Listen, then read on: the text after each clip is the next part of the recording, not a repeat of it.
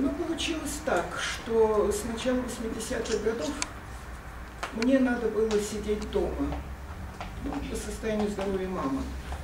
То есть на работу я ходила, но надо было, как говорится, быть дома на всякие такие случаи.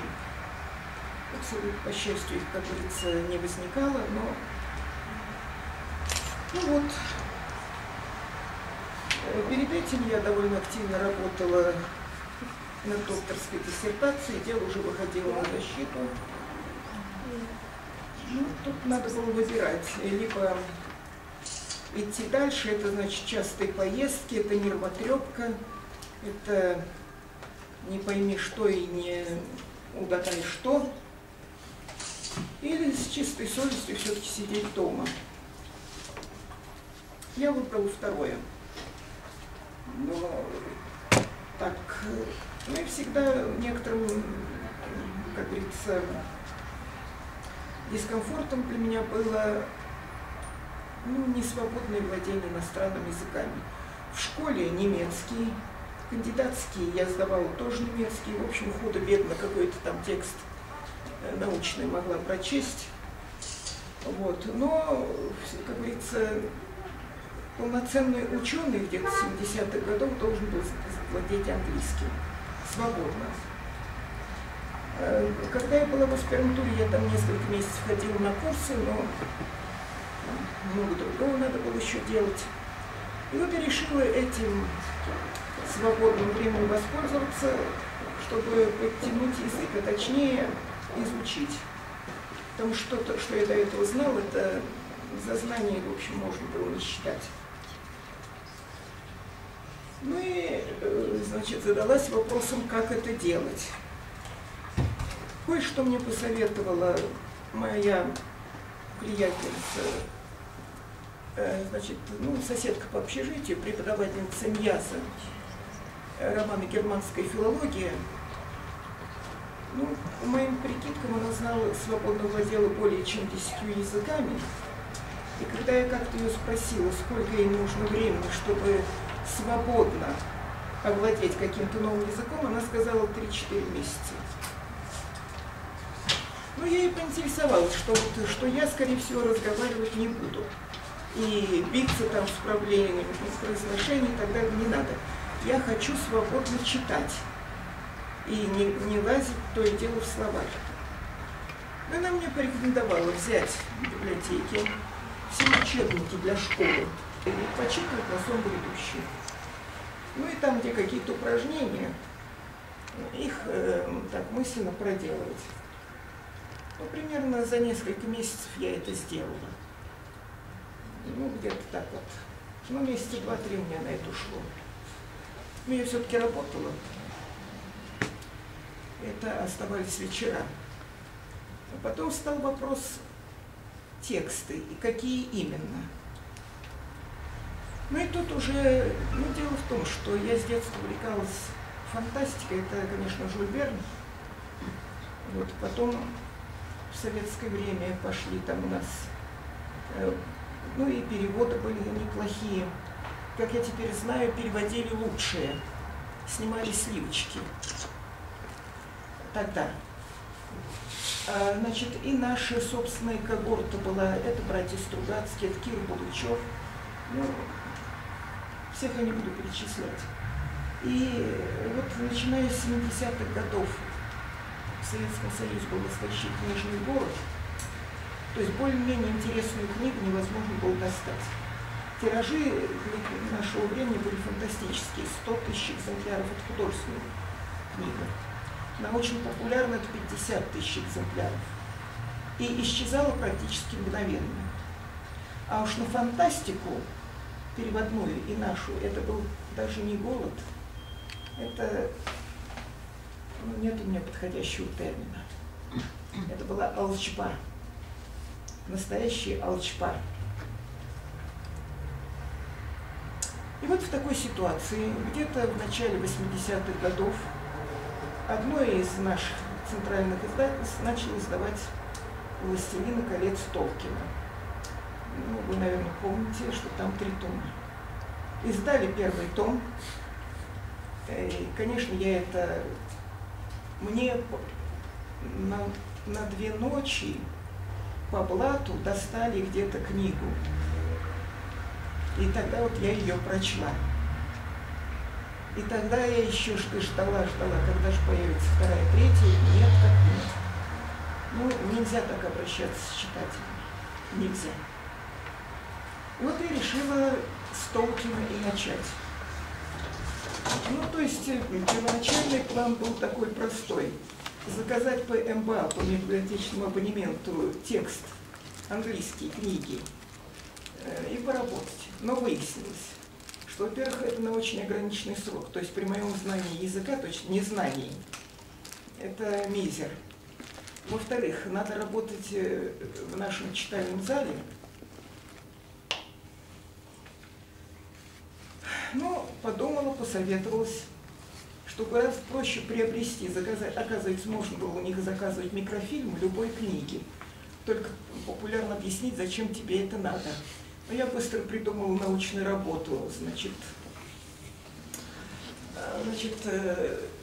научная фантастика как феномен современного мифологизирующего сознания. Ну, по-моему, вообще-то, как говорится, по делу. Это шикарно. И за очень терпимые деньги там делали микрофильм. Другое, как читать. Там, значит, обычно читали с помощью таких жутких проекторов, огромные такие. Значит, парочка у нас была в читальном зале университетском, разлаженных. И опять же, только там, только в рабочее время, и не я одна в них нуждаюсь. Ну, тут мне моя бывшая студентка, Ольга Николаевна Бушмакин, ныне доктор философских наук и заведующий кафедрой философии нашего университета, подсказала, есть такая детская игрушка «Фильмоскоп». И она действительно очень удобна. Значит, примерно вот такой размер, такой вот размер. Очень четкое изображение, но, правда, там оно рассчитано на диафильмы. Ну, то есть там надо было переворачивать на 90 градусов. И я удивляюсь, как никому в стране в голову не пришло на основе этого сделать домашний такой проектор для чтения микрофильма. Ну, просто наступала пора компьютеров, и вряд ли она была бы востребована. А так очень удобно. Ну и, значит, вот наши ездили в Москву, коллеги с кафедры. Значит, и я там попросил их, во-первых, посмотреть там. Ну, для того, чтобы сделать заказ, надо было указать шифры, их библиотечные шифры. Вот. А я сидела здесь, безвылазно. Вот. И я попросила, помнится, Наталью Сергеевну Ладыжцину, тогда часто ездила, посмотреть шифры вот, Толкина на английском языке и поискать там мне какую-нибудь обзорную работу по англоязычной фантастике и фэнтези. Я уж забыла автора, но нашлась она, наверное, как книга выглядела вот примерно так. Но там речь шла о литературной англоязычной сказке. Ну, оттуда я и почерпнула информацию, кто там, кроме Толкина, в этом жанре работает. Ну и процесс пошел. Значит, я начала с 1-го тома. Ну, память тогда была неплохая. Она у меня не абсолютная, но, в общем, не жалуюсь. Значит, 1-й том, как я потом выяснила, в том издании 81 или 83 года, там были купюры. Вот. А так я сидела, значит, смотрела, вспоминала, значит, вот то, что я прочитала за те 2 ночки. Ну, разумеется, словарь 100-тысячник, там, кажется, Миллера. Вот так я, значит, ну, я это называла для себя метод Шлимана. Надо объяснять. Надо объяснить, кто такой Шлиман. Ну, был такой вот Надо. В XIX веке Генрих Шлиман. Наверное, вам рассказывали, что он открыл Трою. Ну, то есть до этого считалось, что Троя – это выдумка то ли Гомера, то ли его предшественников. А он всю жизнь верил, что все описанное в поэмах Гомера действительно имело место. И где-то там, на берегу Малой Азии, ну теперешней Турция, Анатолия, значит, был город Троя, главное выяснить, где он был, и раскопать. Он много лет довольно успешно занимался, скажем так, бизнесом, в частности в России. За это время стал миллионером. По тем временам это примерно середина, так, 70-е годы XIX века. Это было очень много. И по ходу действий овладел многими языками. То есть он не вполне доверял своим там сотрудникам, которые работали в разных странах, и предпочитал владеть языками тех стран, с которыми он вел торговые дела. Ну, как он работал? Ну, дело в том, что он родился в очень средней, даже скорее бедной немецкой семье и получил довольно типичное образование для той страны и для той среды. А там одно из важнейших требований к обучению было знание закона Божьего и Библии. Но не вся Библия, это целиком изданный, это очень солидный текст, 4 Евангелий и так называемого Пятикнижия Моисея. И учили их так, что добросовестный ученик это заучил практически наизусть. То есть он знал практически наизусть какой-то вполне определенный текст. Причем тот текст, который, как правило, переводили на другие языки очень добросовестно. То есть здесь никакой отсебятины, никаких там вольностей, никаких там купюр или, наоборот, добавок не допускалось. Это священное писание. И вот как он поступал? Он, решив овладеть каким-то новым языком, ну, допустим, русским он владел неплохо.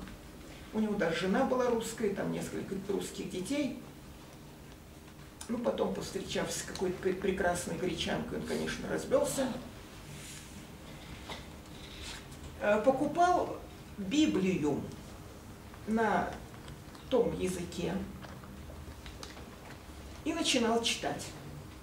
То есть, вы поймите, он практически наизусть этот текст знал по-немецки, а потом и на ряде других языков. И он фактически знал, вот, собственно говоря, вот идет очередная фраза, а повторяю, переводы Библии были и остаются очень точными, ну, то, собственно говоря, там какая-то погрешность может привести к обвинению, к ереси, к чему там похоже. Он знал, вот, собственно, вот в этой фразе говорится о том-то. И вот слова. Ну, по-видимому, после того, как он изучил первые пару-тройку языков, у него какая-то система, в общем, сложилась. Тем более, что языки большей частью там были индоевропейские. Ну, то есть он, в общем-то, в основном торговал с Германией, с Америкой. Ну, с турками он тоже, конечно, дело вел. И вроде бы турецким языком вполне сносно владел. Но вот так он, то есть он шел от какого-то азбучно знакомого текста к тому же тексту, но на другом языке. Он узнавал те смыслы, которые ему хорошо, вот в этой внешней оболочке. Это я называю методом Шлимана. Ну и плюс то, что мне посоветовала Тася Пенькова, моя тогдашняя подруга. То есть взять учебники, там, допустим, от 5 до 10 класса и, так скажем, на сон грядущий почитывать. По возможности выполняя те упражнения, которые требует учебник. Ну вот с этим я и, ну и там, значит, я уже говорила, купила 100-тысячник Миллера и начала. И вот роль Библии для меня выполнял первый том толкиновского «Властелина колец». То есть не то, чтобы я наизусть это знала, но помнила чего-то. Ну, по крайней мере, о чем там идет речь. Это, кстати, извините, очень помогает. Очень помогает. Ну, первый том давался с трудом. Второй пошел полегче, третий. Ну и тем временем, значит, я по этой вот книжке о англоязычной литературной сказки, узнала, какие там еще авторы есть. Это, значит, Льюис, «Хроники Нарнии», и там еще космическая трилогия. Дальше Урсула Ле Гуин. Речь шла в основном о волшебнике Земноморья.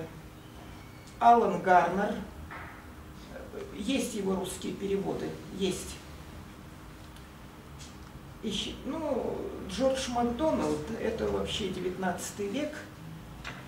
Вот это современник Льюиса Кэрролла. Вот один из зачинателей жанра. Ну, в общем, еще там что-то. Ну и, так скажем, про запас себе заказала. Ну, заодно я там попросила. Ну, бедная Наталья Сергеевна продолжала там по своей докторской ездить в Москву. Заглядывала в Ленинку и для меня списывала шифры авторов, которые меня заинтересовали. Ну вот, значит, сначала я так для себя сделала Толкина. Вот, потом подумала, взялась за Урсулу Ле Гуин. Вот, ну там уже появился какой-то первый перевод первой книги «Волшебника Земноморья». И вот после того опыта, который я приобрела, сидя над Толкином, я почитала, у меня возник ряд, скажем так, вопросов. Ну, понимаете, это уже было начало 90-х. Это кризис, это шоковая терапия. Люди, многие, которые худо-бедно, но существовали на какую-то зарплату и вели вполне приемлемый образ жизни, но им казалось, что они бедны, им казалось, что они голодают. Ну, казалось. Оказались выброшены, в общем. То есть либо их рабочие места исчезли, либо зарплата там была чисто символической. Ну, у нас в университете тоже. Что-то платили, но зачастую это было что-то совершенно символическое. И вот тогда люди начали подрабатывать. И поскольку, я говорю, в нашей стране был жуткий книжный голод, он только недавно начал, к началу 90-х начал удаляться, и особенно жуткий голод был на фантастику и на детектив, люди, худо-бедно владеющие английским или каким другим языком, начали подрабатывать так. Ну тогда, значит, всякий мелкий средний бизнес пробовал разные варианты. И в том числе возникали всякие издательские фирмы, фирмочки. И уж что они тогда гнали, это, как говорится, пусть Господь их простит. Ну, то есть этот страшный голод они утоляли, но какой продукции? То есть, вы понимаете, большая часть переводов фантастики первой половины 90-х годов это была вот эта самая художественная самодеятельность. Поэтому, я думаю, не очень обижу кого-то, если скажу, что вот этот рейтинг, что мои переводы лучшие, это скорее оценка тех переводов. Тех.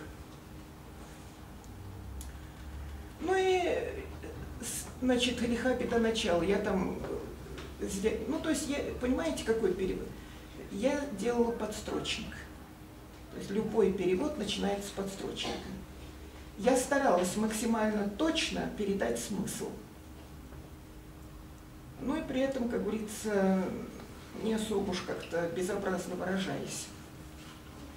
Ну, кроме меня были другие энтузиасты, сголодавшись в фантастике. Они мои переводы так, в машинописном виде читали. И вот появилась у нас тут такая фирмочка «Квест». И мои друзья, математики, для них, подрабатывая, делали компьютерный набор.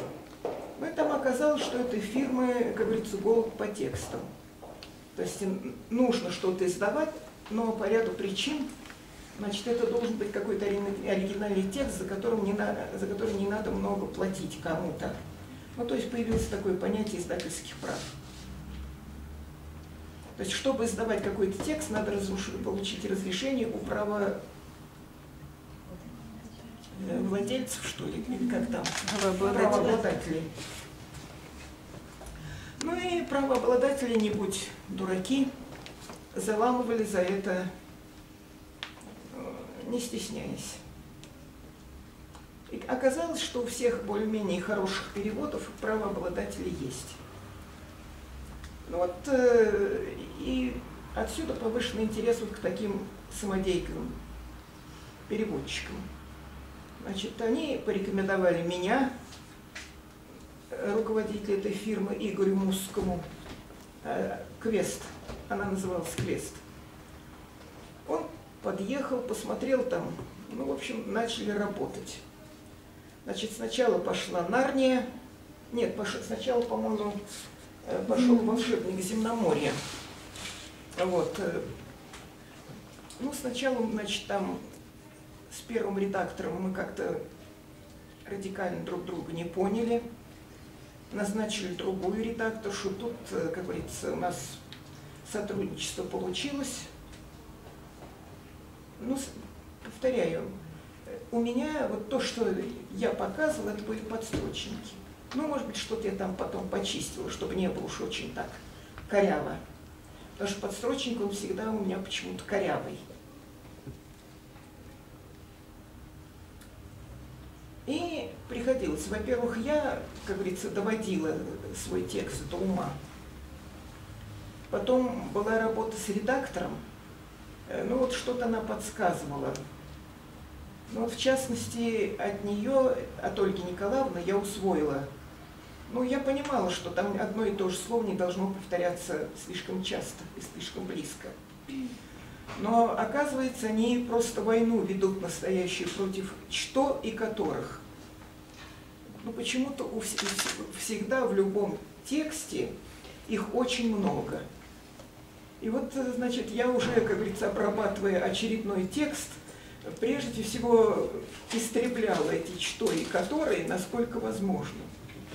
И вот помню, как после такой работенки, не знаю уж почему, взяла я Булгакова, «Мастера Маргариту», раскрыла, и первое, что мне попалось на глаза, фразочка даже не очень длинная, так, две неполных строчки, 3 что подряд.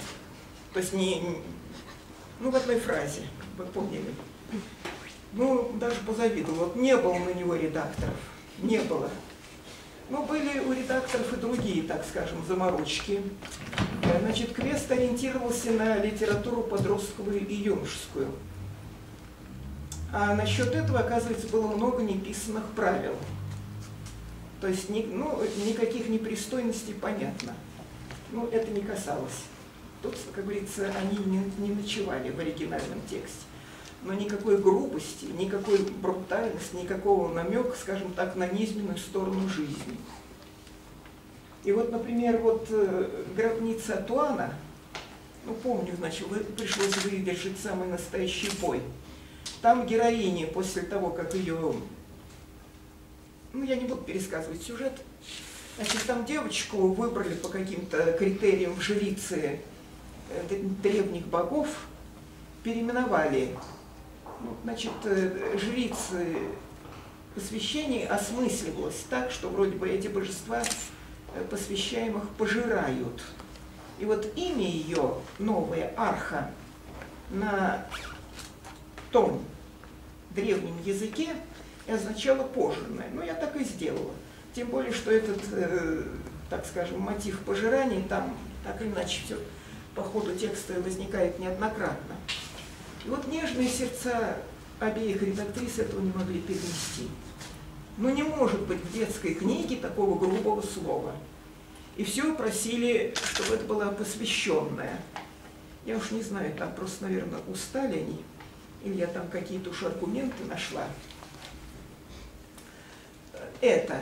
Второе. Вот второе было посерьезнее. Значит, ну, все вы, кто имеет дело с английским языком, знают вот эти инговые обороты. И у них это все очень компактно, коротко, А вот вы передайте это адекватно, сохраняя смысл на русский язык, у вас получатся такие вавилоны, такие сложно сочиненные предложения, что вот, как говорится, к тому времени, как кончаешь читать, забываешь, а с чего оно начиналось. И вот я потом смотрела, вот, например, меня вот, например, удивляло, вот расхваливает, например, «Ветер вывых», кажется, Кеннет Грэм, вот, такие восторги, это такая великолепная книга, а читаю перевод, ну вы извините, ну скука скучная. И некоторые находки, некоторых, ну явно что-то просится просто, а там что-то, ну просто английское имя. Ну вот там какое-то действующее лицо, ну жаба. Ну так и напрашивается имя мистер Джабс, извините, а там он мистер Тот, по-моему. Там есть разные переводы, разные есть переводы. Разные, но мне попался именно такой. Вот, и, значит, ладно, это попало. Значит, что получается, значит, вот мне начали рубить, я уж эти самые периоды там по возможности, как говорится, и, ну не то чтобы сокращала, но, как говорится, выкидывала все лишнее, и, как говорится, придавала, как я представляла, воспринимаемую форму. Так вот, редактриса просто начинала рубить эти периоды на простые нераспространенные предложения. И получалось, ну, получалась просто сухая информационная справочка, что вот там-то был то-то и то-то. И читатель просто принимал к сведению. То есть удалялось, вот, собственно говоря, вот те какие-то смыслы, какие-то ассоциации, в конце концов, какие-то эмоции. Ну, текст становился какой-то холодным, безвкусным и бездушным. Я потом для себя это так объясняла, что если работает не графоман, а настоящий писатель, фраза получается не случайная. То есть не то, чтобы он на каждой сидит по полчаса, ну такое тоже, наверное, бывало. Но дело в том, что каждая фраза, она имеет какое-то внутреннее и смысловое единство, эмоциональное, и рубить ее нельзя. Нельзя, потому что вот эта целостность, она куда-то уходит. Ну, понятно, куда. Вот из-за этого у нас такое. Ну, то есть я отстаивала, значит, идею, что для детей дети должны знать, что бывают сложные, сложно подчиненные предложения с оборотами причастными, депричастными. Но вроде не полагалось это для юношества. Ну, я оперировала аргументом, как же тогда это юношество будет учиться мыслить посложнее. Но, повторяю, редакторы, вот вторая редактриса, мне помогла. Иногда просто она помогала найти какой-то нетривиальный оборот, какое-то слово свежее. Значит, я ей многим очень обязана. Ну и, наконец, мои друзья, те самые, которые делали компьютерный набор. Они математики были. Вот. Но языком владели. Ну и, по крайней мере, Леонид Иванович Медников был фанат фантастики и фэнтези. И уж они там мой текст, набирая так, как говорится, пропускали сквозь мелкое сито, ну, улавливая там всякие двусмысленности, неопределенности. Вот я думаю, без их такого вот очень пристального чтения текст, наверное, был бы хуже. Так что, я думаю, для любого переводчика, вообще для любого писателя, доброжелательный, пристрастный читатель – это большое дело. Ну, то есть ты просто настолько в это входишь, у тебя взгляд замыливается, ты много просто не замечаешь, не чувствуешь. А со стороны что-то просто сразу бросается в глаза. Ну, пожалуй, все. Ну, и потом я должна вот перед вами извиниться. Значит, мои переводы – это художественный текст, причем в очень специфическом жанре. Фантастика и фэнтези. Второе, это было давно. И потом, в общем, эта фирмочка прекратила свое существование. Потом подвалила другая работа. У нас открылся социологический факультет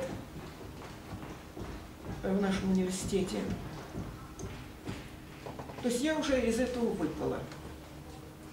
Ну, они мне потом, когда вот работа у меня с ними шла, по моей просьбе там отксерокопировали энциклопедию, то ли детской англоязычной литературы, то ли англоязычной фантастики.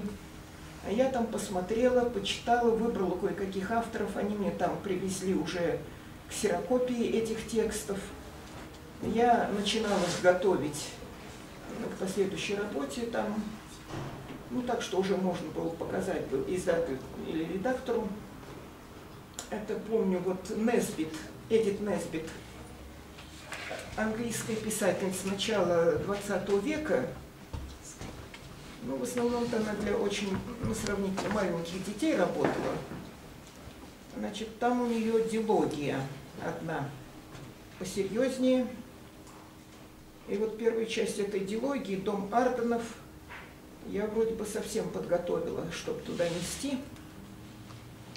А потом был, дай бог памяти, очень популярный в англоязычном мире Энтони Хоуп, не фантаст.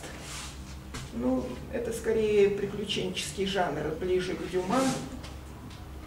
И у него вот такой очень популярный там руританский цикл, то есть действие происходит в какой-то вымышленной европейской стране, Руритании, но это где-то в Германии до ее объединения. Значит, там я перевела дилогию «Узник Зенды», ну, то есть перевела-то я больше, это я готовила к изданию. «Узник Зенды» и продолжение Руперт фон Ханцау. Где-то у меня так это далеко закопано. Далее один английский сказочник, тоже начало 20 века. Вот фамилия у меня выскочила из головы, а раскапывать свои залежи я не стала. «Три королевских обезьяны». По-моему, очень хорошая сказочка. Ну, для детей так, скажем, если брать современную, так примерно до 14 лет. Ну, скажем, от 7 до 14. Ну, что-то еще я там делала. Вот, но а связываться еще с каким-то издательством. Мне предлагали с нашим университетским издательством поговорить, но там гнали только очень серьезную литературу и учебную литературу. Ну, как-то уже, как говорится, нашлись другие занятия. Ну, вроде бы все. Людмила Николаевна, а нужен ли богатый читательский опыт, чтобы переводить художественную литературу? Вот нужен? Нужен. Во-первых, нужен, ну, чтобы литературный текст не был для тебя в новинку. То есть он должен быть для тебя естественным. Потому что одно дело, вот разговорный язык, у него свои правила, своя логика, свои требования к понятности. То есть тут во многом подсказывает за нас какой-то ситуации.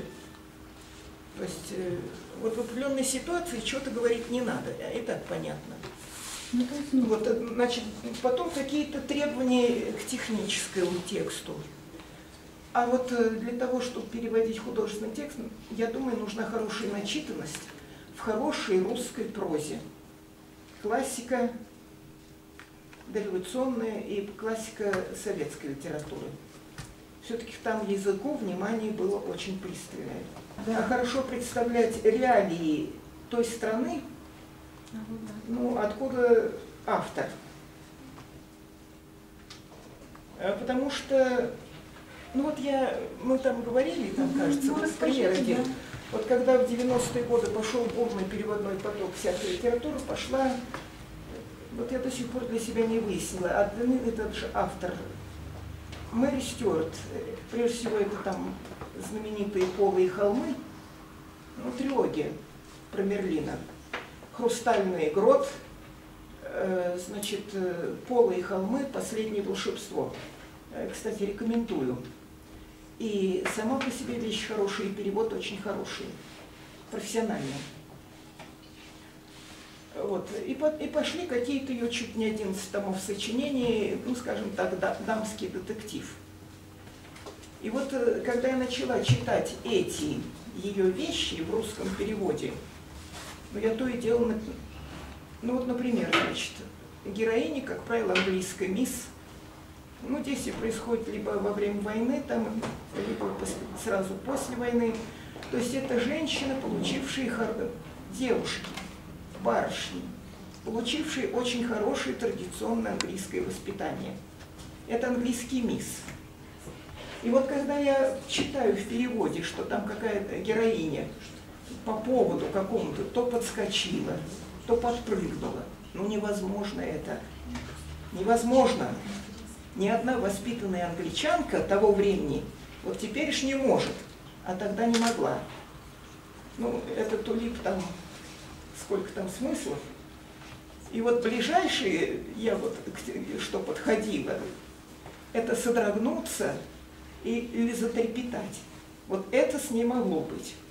А вот подскочить, это, извините, это уж такой вульгаризм для английской леди, после которого ее дружно все окружение начало презирать. Но это, повторяю, это реальность прошлое. Вот несколько назад там по телевизору прошла волна, там умерла там или погибла какая-то там поп-дива Энни там или там Эми Уайтхаус или как там. Вот это был типичный образец антиледи в моем представлении. То есть нарочно такое не возникнет. Это надо сознательно было нарушать все, что требовалось от воспитанной англичанки в прошлом, чтобы получить такой результатик. Повторяю, нарочно такое не получишь. А можно еще несколько слов вот по поводу имен? Тогда мы говорили с вами, да, о том, как нужно ли переводить имена собственные, да, имена собственные. В смысле, как их передавать?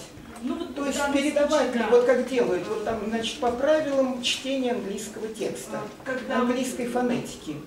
Ну, я в большинстве случаев, вот, значит, когда имела дело там, я исходила из того, что действие происходит не в Англии, и действующие лица не англичане, и говорят они на каком-то своем языке не английском,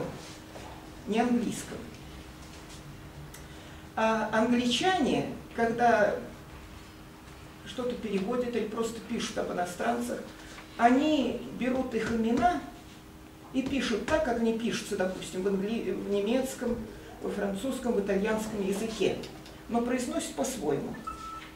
Так вот, собственно говоря, я исходила из того, что это имена не английские, и их надо передавать вот так, как они написаны, а не так, как, ну, то есть... Но тут, надо сказать, бывает многое.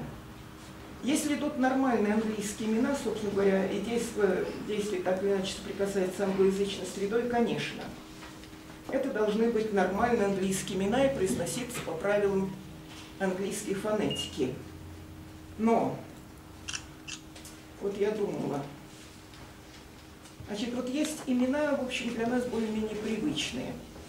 Но вот когда они в английском каком-то тексте, ну, англичане, естественно, их по-своему производят, но когда в переводе они на английский манер, ну, вот самый простой пример. Роза. Знакомые нам, не так уж распространенные, но привычные для русских имя. У англичан она Роуз.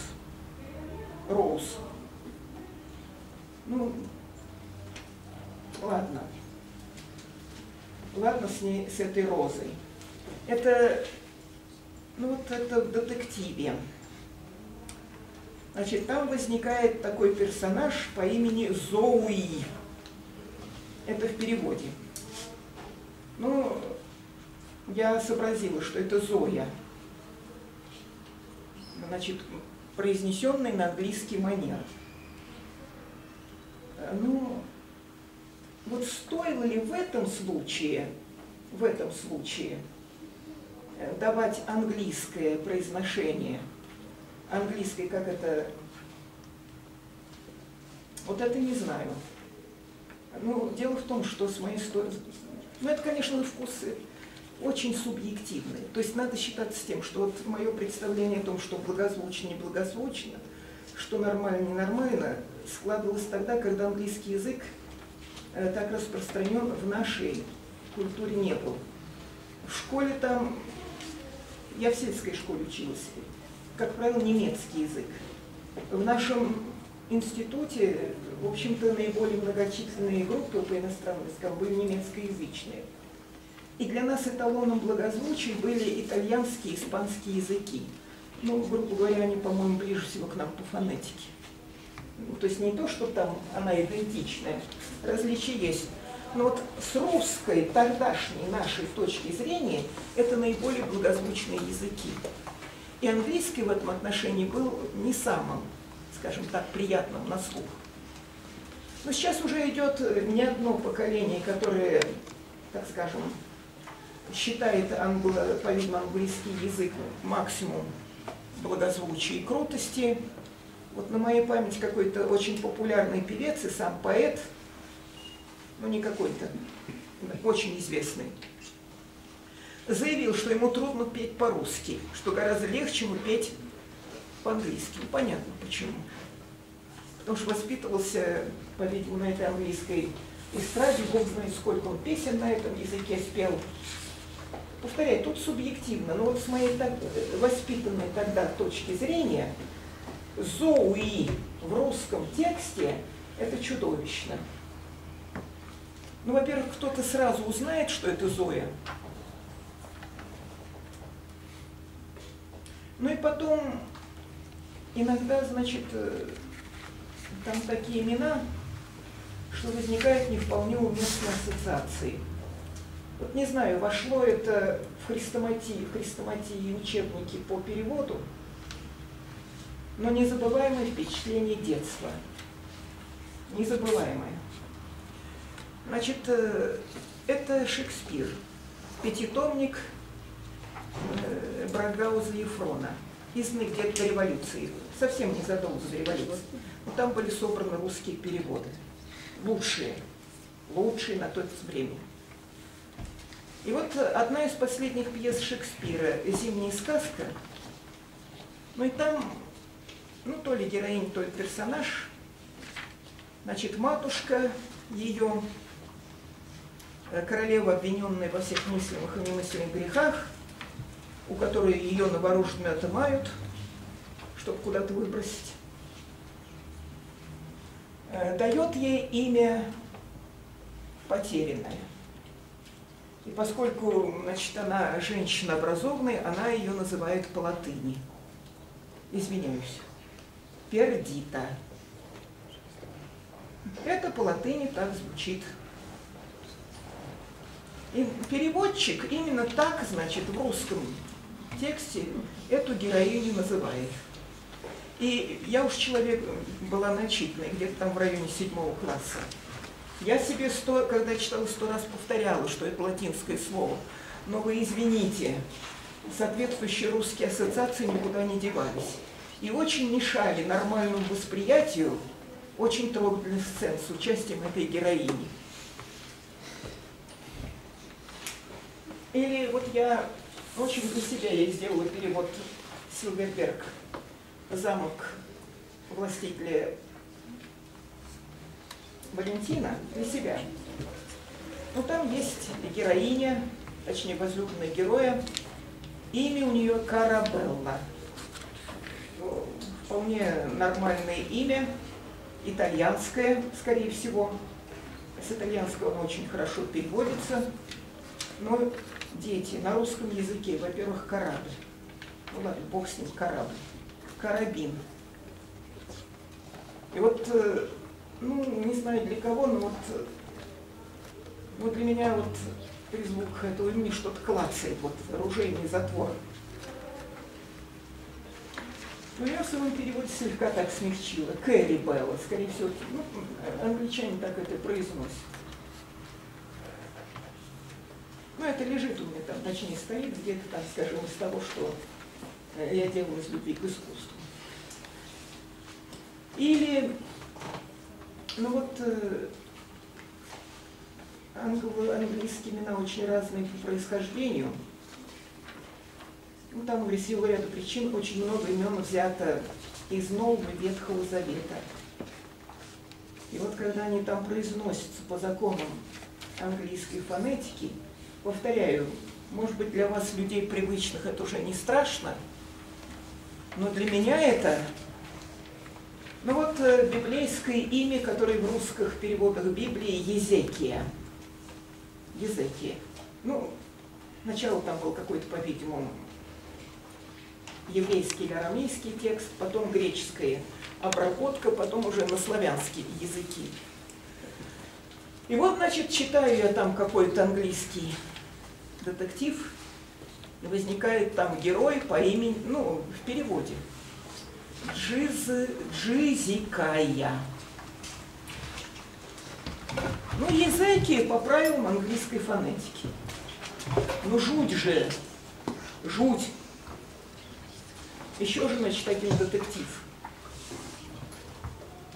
Я не сразу сообразила, что это такое. Но это, оказывается, Аллилуйя. Но как она там выглядела, я боюсь, я не смогу это сказать. Ну, вы представьте сами, как это по правилам английского произношения. И вот когда, значит, по страницам русскоязычного текста гуляют герои с такими именами, ну, не знаю, повторяю, это все чисто субъективно. Но, наверное, проще попустить этого Езекии или на худой конец Аллилуйю, чем вот это. Есть ли у вас переводчики, ну, вот, современные, которые вы считаете, ну, на грани эталонных вообще? Вы знаете, я последние годы переводную литературу практически не читаю. В оригинале вы читаете? Да нет, кое-что я прочла в оригинале. Вот, кстати, вот рекомендую вашему вниманию. Ведь там вот на Западе, примерно до 80-х годов, ну, конечно, была очень большая популярность Толкина, а за ним затылок в затылок шел Ричард Адамс с романом «Уотершипские холмы». Ну, фильм у меня этот был, пробовала я переводить, но застряла с ботанической терминологией, то есть они там, это кролики, там герои-кролики, кто не читал. Но прочла с огромным удовольствием. Ну, вот этот фильм. Есть русский перевод под названием «Обитатели холмов». И, честно говоря, у меня не хватило сил его прочесть. Нет, все было в порядке. Вот когда я начала читать, особенно сразу стало ясно, что они там едят, значит, под чем там они скрываются. Ну, ботаническая терминология. Но какой-то вот, ну, повторяю, вот какой-то холодный такой перевод, где просто что-то сообщается. Уходит какое-то тепло. А оригинальный текст очень, очень хороший. Ну, повторяю, дело в том, что в 90-е годы спрос на эту литературу был огромный, и подрабатывал все, кто могли. Все, кто могли. То есть, по-видимому, большая часть переводов того времени, она не профессиональная. А почему я сейчас не читаю переводную литературу? Потому что, ну вот в советское время уже, и в первые годы, вот 90-е, сливки были сняты. То есть было переведено лучшее, а потом пошел, ну поскольку спрос есть, перевод и средненького, и вообще халтуры. То есть, ну как в любом жанре, везде шедевров мало, больше среднего уровня и очень много элементарной графоманщины. А тем временем окрепли наши кадры авторов. Ну, правда, с фантастикой плохо. Хорошей русскоязычной фантастики, да и переводной мало. А вот в фэнтези сформировалась очень интересная популяция авторов, которые, во-первых, умеют держать перо в руках. Ну вот, навскидку. Не будем говорить о классиках, это уже классики советского времени. Вот Пехов, очень интересный автор фэнтези. Ну, другое дело, что он там в соавторстве с какими-то дамами написал вампирскую такую сагу, чуть не в 4 книгах. Вообще везде, где вампиры, я очень не люблю. Ну, просто трудно представить более-менее положительным героем, который живет за счет, Есть такой. ну, так скажем, того, что убивает других. И поэтому где там герои, там наемные убийцы, вампиры или там еще. К сожалению, мода на такую черную фэнтези все растет и растет. Пехов. Значит, Малицкий, но он очень тяжелый автор. Им, вульгарно выражаясь, если к концу большая часть положительных героев не положена, значит, он явно спать спокойно не будет. Вот. Но автор, он беллетрист, он крепкий. Очень интересная Елизавета Шумская, но это уже пошло дамское фэнтези, и даже девичьи.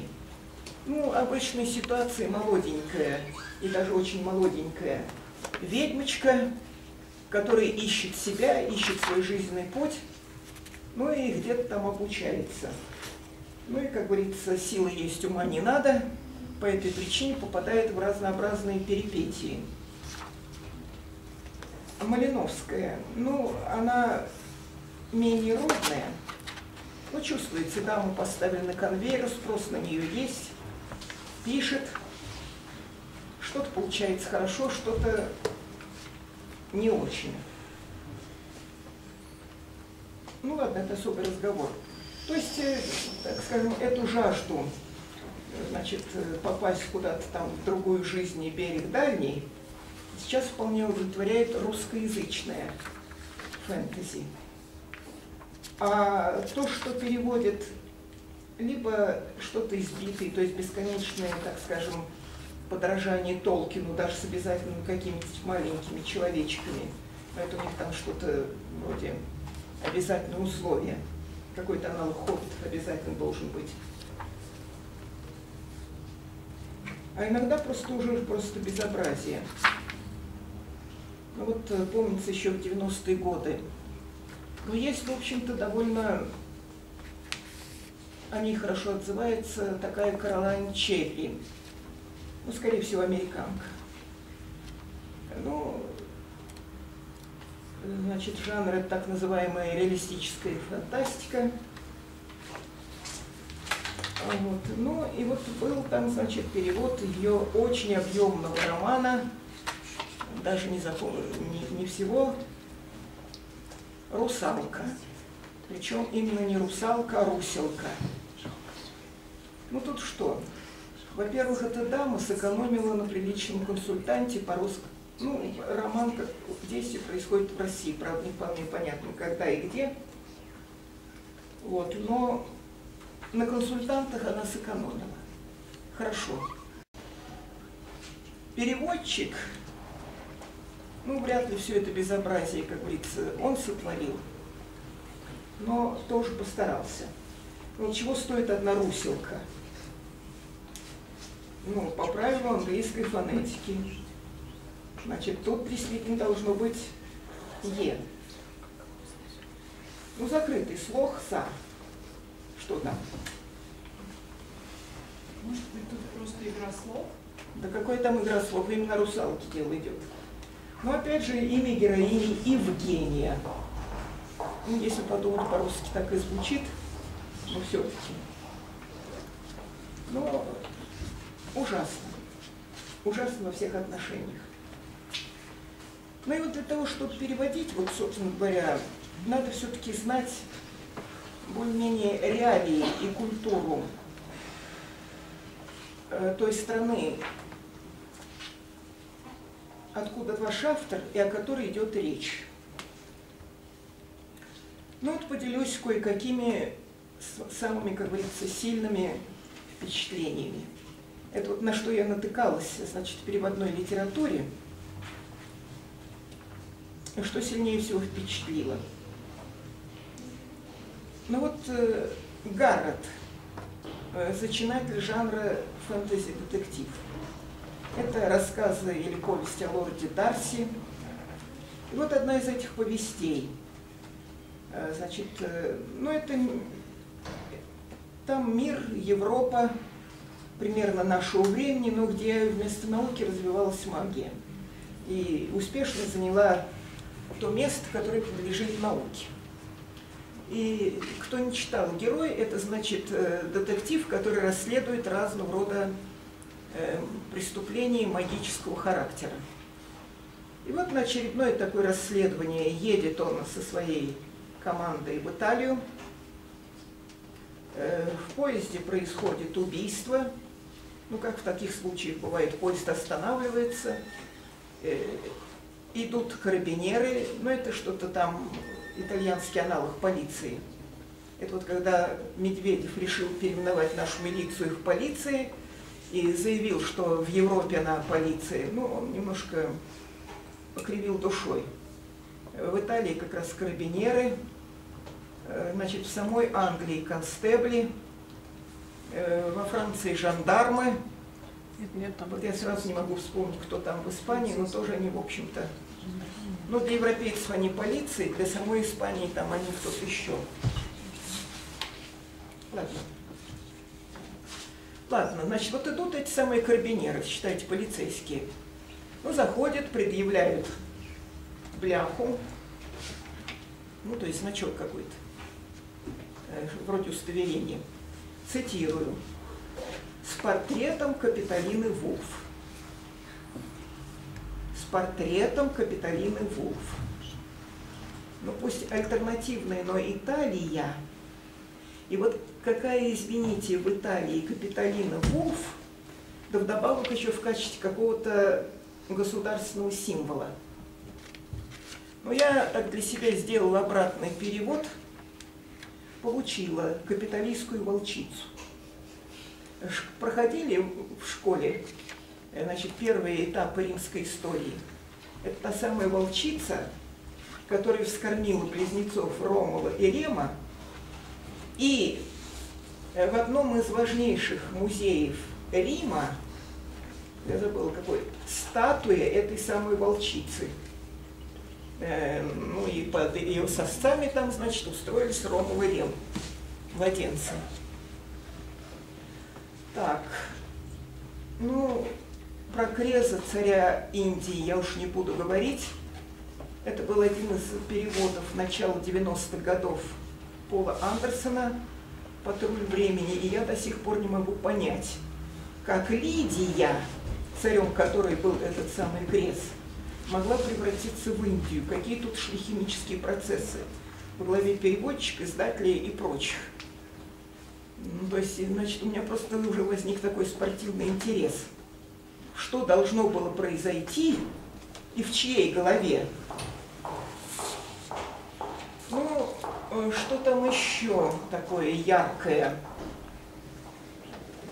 Я это для себя называю раздвоение персонажа. Ну, значит, вы знаете, что в английском тексте название титулов и должностей пишутся с большой буквы. Ну, с наиболее распространенными титулами и должностями, как говорится, проблем не возникает. Но если он не очень известен, вот тогда этот самый... Я, значит, дважды это наблюдала. Один детектив, кажется, Джорджет Хейр, кстати, рекомендую вниманию девочек. Значит, Джорджет Хейр, детектив и любовно-исторический роман. Значит, приезжает там в гости к герцогине, епископ, но они уединяются для беседы. То есть в комнату входят двое. И потом по ходу действий их оказывается трое. Вот кроме этой герцогини и епископа, я извиняюсь, я по буквам не буду. оказывается некий Довагер, который время от времени вставляет свою реплику. И вот когда эта беседа кончается, она куда-то исчезает, выходит двое. Ну, я не поленилась слазить в словарь. Это титул «Вдовствующая герцогиня». Еще один момент, значит, ну, это тоже был очень неудачный перевод, у меня, честно говоря, сил не хватило дочитать. Нортон, Андре Нортон. Скажу сразу, и вот и Пол Андерсон, и она, они очень добросовестны относительно конкретного материала. И если уж там какую-то страну и культуру там заносят своих героев, они это, ну, в меру, как говорится, возможностей знают досконально. Значит, это древняя Эфиопия, то есть не теперешняя Эфиопия, которая... Это, значит, где-то, ну, верховье Нила, ну, где-то на территории теперешнего Судана. Ну, какие-то сведения о ней были у греков, у римлян. Там, в частности, в политической системе большую роль играла царица. И она имела свой особый титул – Кандака. Ну, так греки передают. Вот в этом романе Нортон туда попадает современная американка, чернокожая, с хорошим таким американским именем Алабама. И вот попадает ко двору этой самой Кэндейс, в переводе она, значит, Кэндейс. Вот. И у меня создалось впечатление, что для переводчицы это что-то вроде второго личного имени. Ну вот, что она воспринимает это как имя типа Мэри Энн там, или Розмари. Ну ладно, до поры до времени бог с ней. Я забыл уж, какое там личное имя у этой героини. Вот, ну, а потом пошел кусок, который поставил меня в абсолютный тупик. Ну, то есть, собственно говоря, там в какой-то сцене есть это самое, значит, которое имя я забыла, есть Кэндейс, и есть это самое Алабама. То есть такое впечатление, что там над текстом, ну, такое часто ведь делал, значит, сразу работает несколько переводчиков, один там переводит один кусок, другой третий. И тут, по-видимому, значит, тоже работало несколько переводчиков, и тот, который работал над следующим куском, предыдущий не заглянул. И вот у него к совершению к этому еще получилось раздвоение этого персонажа на Кэндейс, который как личное имя понимается, и, ну, допустим, на Абеба. Ну, там поблагозвучнее было, но я просто его не помню. Вот, значит, вот этого запомнишь, значит, раздвоение персонажа. Так что если, так вы все-таки смотрите, потому что бывают такие титулы и должности, которые нам не очень хорошо известны. Попросту незнание каких-то реалий. Но это тоже перевод детектива Карра. Ну, там в английской табель о рангах он там среди детективщиков второй после Агаты Кристи. Хотя, правда, тут это место как-то оспаривалось многими. В общем, кого-то там прибили. И главный герой Карра там и Гидеон Фелл, ну, сыщик-любитель, прибивает, ну, приходит в дом невинного убиенного, проходит в его кабинет. Площадь 15 квадратных футов. 15 квадратных футов. Вы математику не совсем забыли? Посчитайте, сколько там. А сколько? Ну, фут это примерно 30 сантиметров. 0,3 метра. Какая площадь этой комнаты? А там много чего. Там письменный стол, там кресло, там книжные шкафы, там камин, там парочка окон. Вот. И в этом же, значит, детективе, ну, там совершенно такой мимолетный персонаж. Где-то в ноябре месяце дело происходит. Ну, пусть Англия, но все равно. Значит, прибегает в муслиновом сюртуке. Кто-нибудь знает, что такое муслин? Ну, Это очень высококачественная хлопчатобумажная ткань. Очень высококачественная. Индийцы изобрели.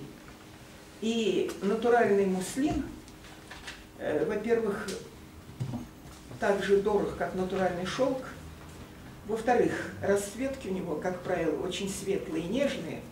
Белые, там, светло-розовые, там, ну и иногда в цветочек. И в классическую пору в Англии он шел на платья для молоденьких девушек.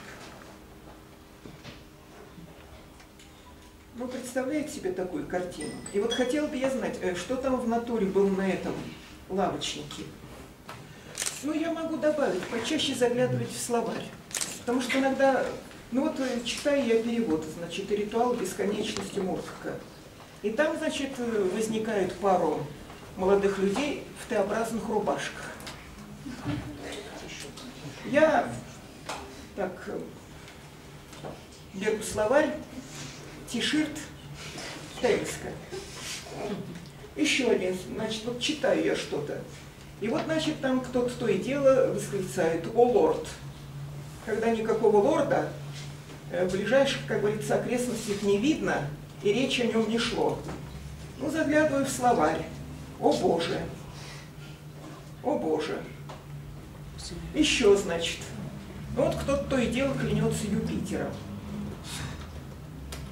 Ну, в общем, это идиоматический оборот, аналогичный, соответствующий «черт побери». Не ленитесь заглянуть в словарь. Спасибо.